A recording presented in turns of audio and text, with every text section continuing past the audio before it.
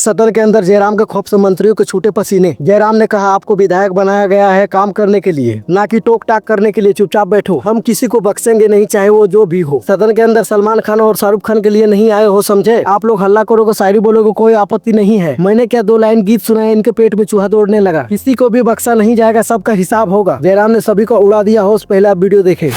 हम पहली बार चुन के आए हैं कि हमको मालूम है कि गुनगुनाना नहीं चाहिए।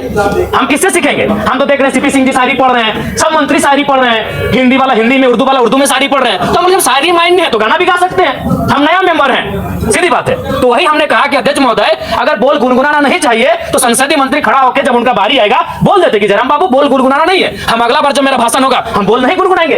लेकिन ये कहां कतर के 2-2 का मंत्री खड़ा हो गया है, संसदीय मंत्री तो बाद में 2-2 मंत्री खड़ा होकर टोक रहे हैं। तो वही हमने उनको कहा कि एक तो आपको आधा घंटा समय मिलता है। अच्छा एक बात बताइए, आदरणीय माननीय मुख्यमंत्री का शाहरुख खान बोल के 4-5 लोग बोले, तब तो आप नहीं बोले कि आप डायरेक्ट किसी सदस्य को नहीं बोल सकते हैं? भैया भाभी जब आधा घंटा, कल्पना भाभी, हेमंत सोरेन जब मंत्री लोग बोलने लगता है तब तो कोई नहीं बोलता है कि आप किसी व्यक्तिगत पे बात क्यों कर रहे हैं? हमने बस यही कहा था कि पर्यटन मंत्री हमारे पड़ोसी हैं, परास सिंधु की ओर से वो भी आते हैं, उनके लिए गीत सुनाएंगे तो ठीक है, डायरेक्ट नहीं बोलना चाहिए। उनको आधा घंटा का समय मिलता है, आप 30 सेकंड बोलते हैं कि माननीय जयराम बाबू नए सदस्य हैं, अगला बार इस बात का ध्यान रखेंगे। फिर अगर हम दोहराते आप टोकते। तो हमने उनको यही कहा, और हम तो भाई इसी पहचान से अंदर आए हैं, तो अंदर भी थोड़ी बख्शेंगे। हमारे साथ हमारे समय में कोई कटौती करेगा, हमारे साथ कोई अगर ज्यादा करेगा तो हमने बख्शने वाले हैं, चाहे वो कोई मंत्री रहे चाहे वीआईपी रहे। वही हमने कहा, बैठिए चुपचाप। आप मंत्री ट्रेजरी बेंच पर बैठे, चुपचाप बैठिए। आपको मंत्री बनाया गया है काम करने के लिए, ये मीडिया में आने के लिए नहीं। उछल कूद मत कीजिए। हाँ, उनका हम सम्मान करते हैं, मंत्री है, माननीय है, लेकिन उनका ये व्यवहार उचित नहीं है। आज ये ज्ञान दे रहे हैं, उस दिन आपका ज्ञान कहा था जब आपने इरफान अंसारी जवाब दे रहे थे, आपने टोक दिया।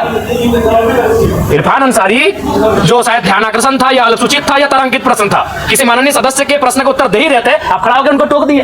उनको सवाल का उत्तर देने देते हैं, उसके बाद आप कहते हैं कि ऑब्जेक्टिव तो ऑब्जेक्टिव होना चाहिए, एक्सप्लेनेशन नहीं।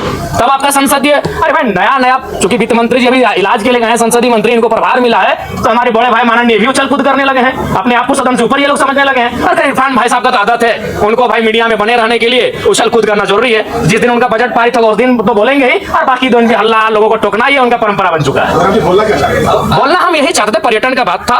हम मधु मंसूर जो पद्म श्री विजेता है, हम उनका एक 4-5 लाइन का बोल था, उसको सुनाना चाहते थे। जयराम जी, तो आपको क्यों लग रहा है, ऐसा क्यों हो रहा है? आप एक अपने दम पे अकेला विधायक, बिल्कुल वही कारण है, उनको वही कारण है कि पूरा राज्य जयराम महतो को सुनता है।